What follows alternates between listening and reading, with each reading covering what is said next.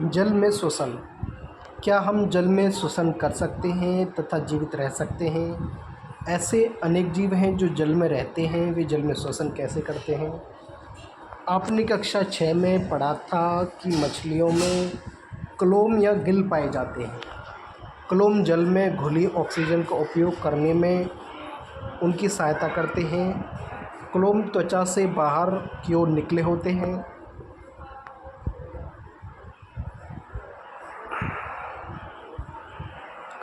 आप सोच रहे होंगे क्लोम किस प्रकार श्वास में सहायता करते हैं। क्लोम में रक्त वाहिनियों की संख्या अधिक होती है जो गैस विनिमय में उनकी सहायता करते हैं। चित्र 6.1 मछलियों में श्वसन अंग, ये है इनके क्लोम। ये क्लोम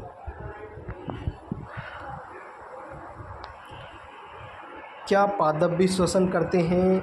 अन्य जीवों की भांति पादप भी जीवित रहने के लिए श्वसन करते हैं। जैसा कि आप कक्षा 6 में पढ़ चुके हैं, ये वायु से ऑक्सीजन अंदर लेते हैं और कार्बन डाइऑक्साइड को निर्मुक्त करते हैं।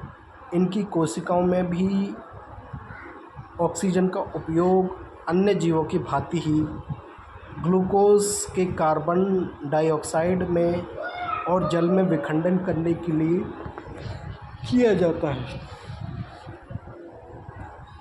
पादप में प्रत्येक अंग वायु से स्वतंत्र रूप से ऑक्सीजन ग्रहण करने, कार्बन डाइऑक्साइड को निर्मुक्त कर सकता है। अध्याय 1 में आपने पढ़ा था कि पादप की पत्तियों में ऑक्सीजन और कार्बन डाइऑक्साइड के विभिन्न विनिमय के लिए सूक्ष्म छिद्र होते हैं जो रंध्र कहलाते हैं। पहेली जानना चाहती है कि क्या भूमिगत होते हुए भी पादपों की जड़ें ऑक्सीजन ग्रहण करती हैं? यदि ऐसा है तो वे ऐसा किस प्रकार करती हैं?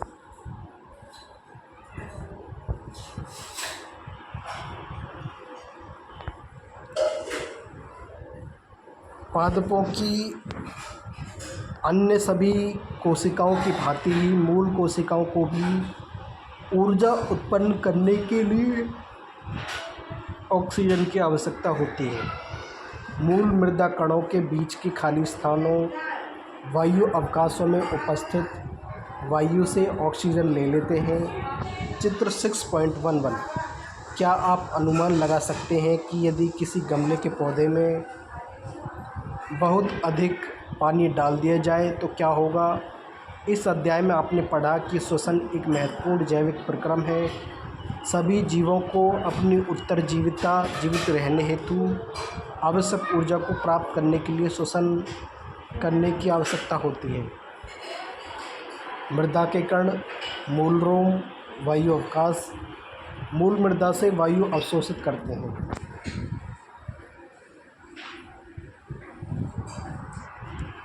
प्रमुख शब्द वायवीय श्वसन, डायफ्राम, श्वासनली, अवायवीय श्वसन, श्वसन दर, कोशिकीय श्वसन, उच्च श्वसन, क्लोम, फेफड़े, अंत श्वसन, श्वास रंध्र, श्वास प्रणाली।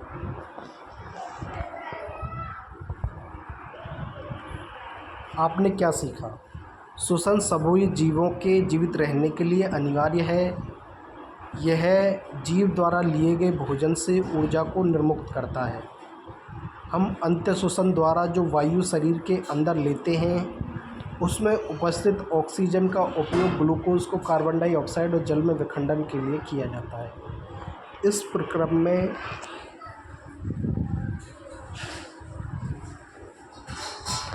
ऊर्जा निर्मुक्त होती है।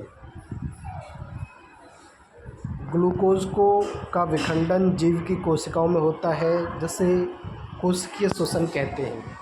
यदि भोजन ग्लूकोज ऑक्सीजन के उपयोग द्वारा विखंडित होता है तो यह वायवीय श्वसन कहलाता है। यदि विखंडन ऑक्सीजन की अनुपस्थिति में होता है, कहा है, यदि भोजन ग्लूकोज ऑक्सीजन के उपयोग द्वारा विखंडित होता है तो यह वायवीय श्वसन कहलाता है। यदि विखंडन ऑक्सीजन की अनुपस्थिति में होता है तो श्वसन अवायवीय श्वसन कहलाता है। अत्यधिक व्यायाम करते समय जब हमारी पेशी कोशिकाओं में ऑक्सीजन की आपूर्ति अपर्याप्त होती है तो भोजन का विखंडन एवं ये श्वसन कहलाता है। सांस लेना श्वसन प्रक्रम का एक चरण है जिसमें जीव ऑक्सीजन समृद्ध वायु को शरीर के अंदर लेता है और कार्बन डाइऑक्साइड समृद्ध वायु को बाहर निकालता है। गैसों के विनिमय के लिए विभिन्न जीवों में श्वसन अंग भिन्न होते हैं। अंत्यश्वसन या निःश्वसन के समय हमारे फेफड़े विस्तारित होते हैं और उच्च श्वसन के साथ अपनी मूल अवस्था में आ जाते हैं।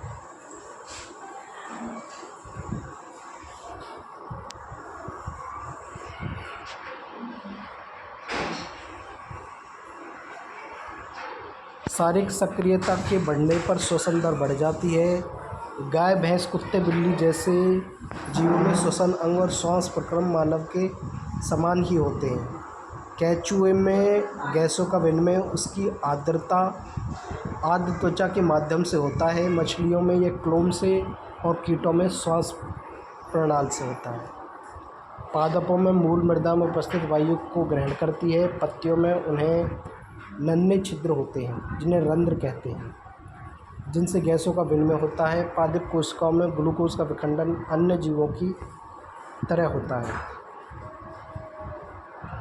अभ्यास क्वेश्चन दे रखे हैं।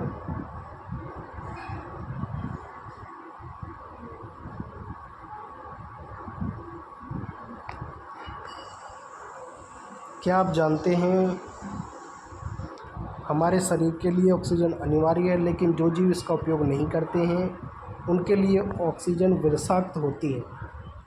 वास्तव में मानव एवं अन्य जीवों के लिए भी लंबे समय तक